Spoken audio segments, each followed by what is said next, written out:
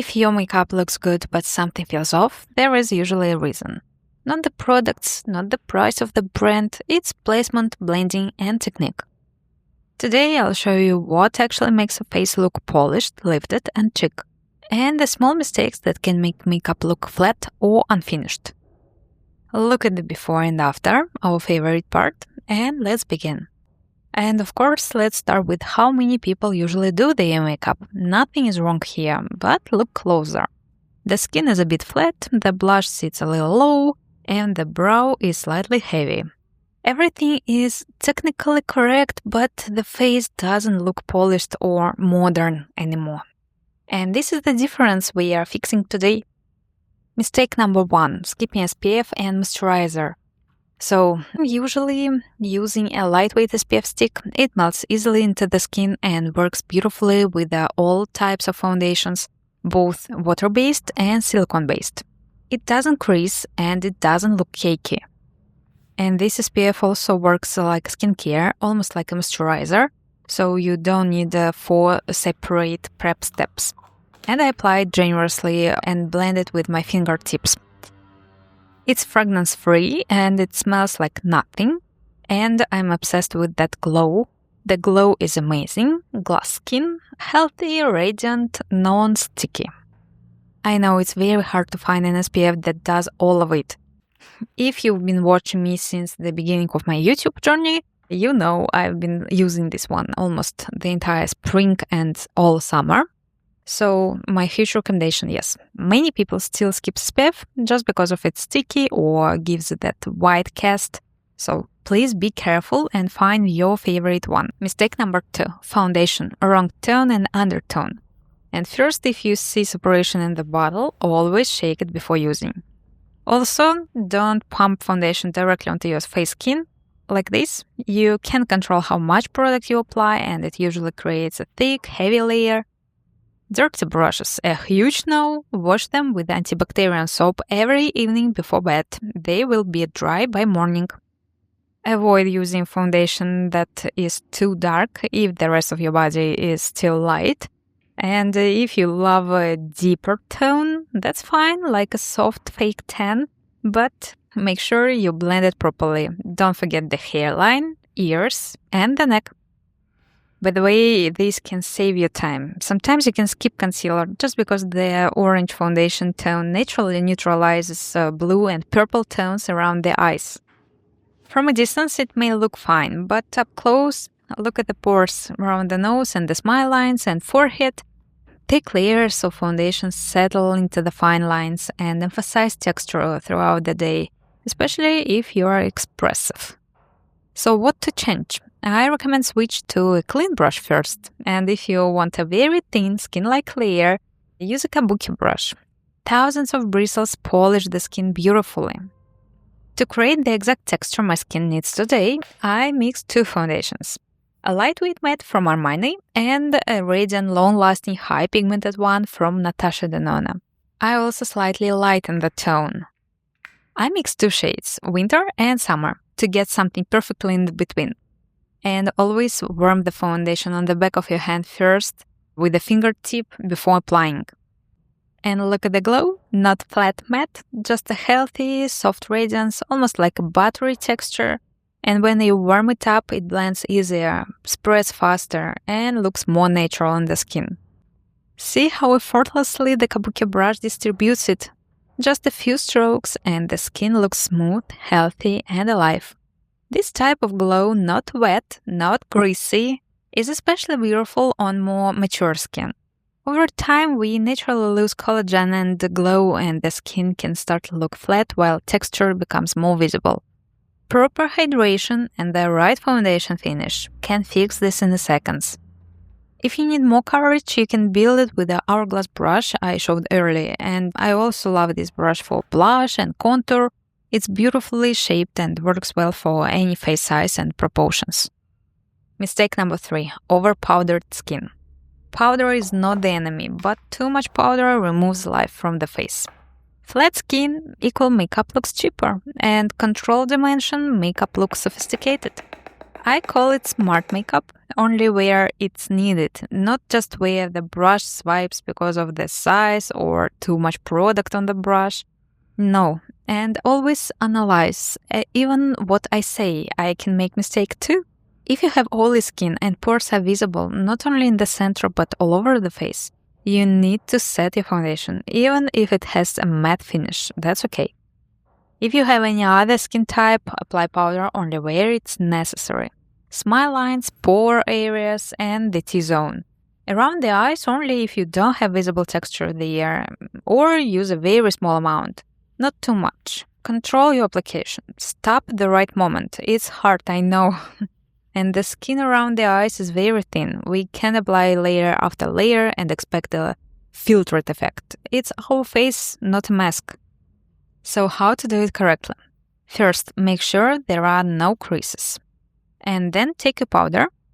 And I'm applying pressed powder to the center of the face, under the eyes to reduce that wet reflection on the under eye area and make it look smoother. And then to the center of the forehead, my hooded eye area, and maybe to the smile lines. And the rest of the face with that beautiful glow I leave untouched. If you're afraid of foundation transferring to your phone, use loose powder. It's lightweight, sits softly on the top of the skin, not heavy, almost invisible, and usually has very little color. Pick up a small amount on the brush, tap it into the capo or maybe onto the back of your hand, and then gently press it where needed. Again, we keep the glow, but set the makeup. So powder only where you need structure, usually the center of the face and maybe some fine lines. Now the skin reflects light softly and it looks alive, not flat. Mistake number 4, blush placement. The first thing that can instantly change the face is blush placement. And when the blush sits too low, it visually pulls the face downward. And however, for an elongated face, this placement can actually be recommended. For a short or wide face, it's usually the wrong placement. Look, I've created a full, detailed video all about blush and placement. You are very welcome to watch it and come back to this video. Okay, mistake number 5, undertone harmony. When undertones don't match, for example, a yellow foundation, a cool tone blush, and an orange bronzer, the face can look disconnected. Something feels off, even if you don't immediately notice why. Harmony creates polish, and when bronzer is placed too low, the result can look unnatural. Bronzer is meant to be applied to the highest points of the face, like a soft sun-kissed effect. Perfectly, it sits gently between the blush and a cool tone contour, acting as a smooth transition between. Also, avoid blending bronzer too close to the corners of the lips. This builds product in the smile lines and can make them appear more visible. Mistake number 6, no dimension. Let's talk about cream and powder textures. When everything is powder, the face can look dry and flat. Cream products add life. Powder can flatten volume and reduce depth. The balance between them creates that sophisticated skin effect. So how to do it correctly? Start with a tiny touch of cream blush. Choose a shade slightly deeper than it appears at first, and I'll show you one of my favorite and compare it to a cool baby pink shade. Apply the cream blush high on the face to lift it and then add a touch to the temples, the outer corners of the eyes and the bridge of the nose. See how beautiful it looks. Nothing heavy, but suddenly the face has depth. Now it's time for a lighter shade. This will act as our transition color. I apply it with the soft tapping motions, blending it gently over the highlighter area. This blush has a white silver sheen, which could look unnatural on golden or tan skin. So here it works perfectly as a transition shade just because I'm almost white. I literally very pale this winter. And finally, bronzer. I apply it just above the cheekbone, slightly above the blush, and into the temple. Now everything belongs together. This is what makes makeup look intentional. Bonus tip. You can also use a bronzer as eyeshadow. I take a coral tone from the bronzer and apply it into the crease, blending side to side. And then I sweep a soft bronzer shade along the lower lash line and lightly along the sides of the nose to contour it again, And finally, I add a touch of color with the golden particles to the mobile lid, just to create a soft, warm, smoky eye. Mistake number 7. Lips. Using a matte lip liner in a rosy color with a very warm foundation is usually not the best option, especially if you overline the lips like was popular a few years ago. And doing this slowly with a hard pressure and then filling the lips with the same color can actually age the look. Instead, try this. Take a warm brown pencil, the same tone we already use in our face makeup, like a bronzer, and use it to sculpt the lips. Fill in the corners to add depth. And then in the center of the lips, apply the rosy pencil and gently blend the edges. This creates a more natural, flattering effect with the subtle light and dark areas, just like in a no makeup look. Now everything looks cohesive, like it's coming from a single picture, not separate makeup elements. And look at the difference. One side with a matte rosy liner with a pretty warm foundation shade, and the other with a warm brown sculpting and blended rosy center. That's it. Mistake number 8. Brow weight. Brows frame the entire face, you know it. Too dark, too heavy, or too sharp, and the look can become harsh. Many people start at the very beginning of the brow and use hard pressure, making one strong, graphic line. Even with my favorite marker, this technique can make the color much darker and the lines sharper. And for hooded lids, the eye can appear heavier, even though the eye itself is more open. Instead, brush out the beginning of the brow to soften it. Apply the marker with a light, short strokes, gradually building the color and shape. Focus on the natural direction of the hair and don't create one solid line. This way, the brow looks more lifted, airy, and natural while still framing the face beautifully. Notice how this small adjustment instantly makes the whole face look lighter, more refined, and, I guess, balanced. Mistake number 9. Mascara is one of the easiest things to get wrong, but also one of the most powerful ways to lift and open the eyes.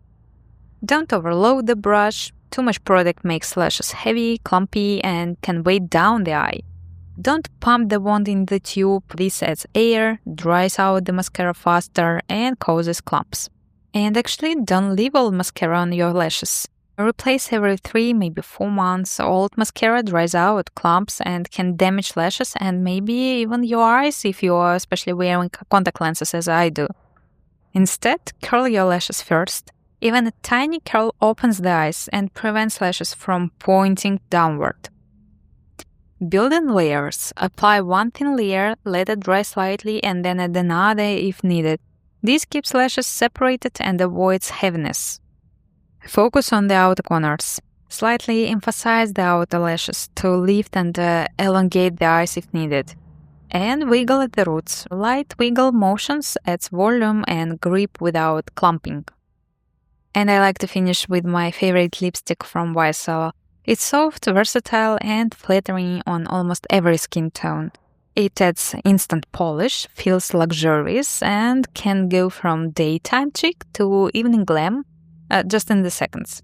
I love the color, I love the texture, it fills in fine lines and makes me feel like I'm the most hydrated person in the world. Joke.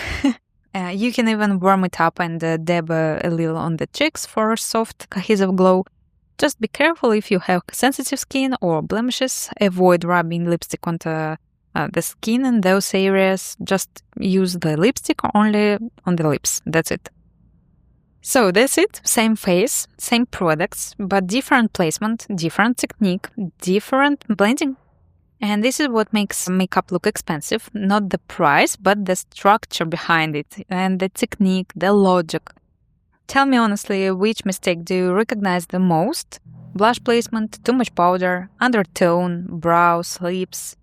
And do you want part 2? I can do deeper tutorial into blush, undertones, or how to make the face look naturally lifted, anything. Let me know in the comments what do you think about part 2. And thank you for watching and see you soon. Bye!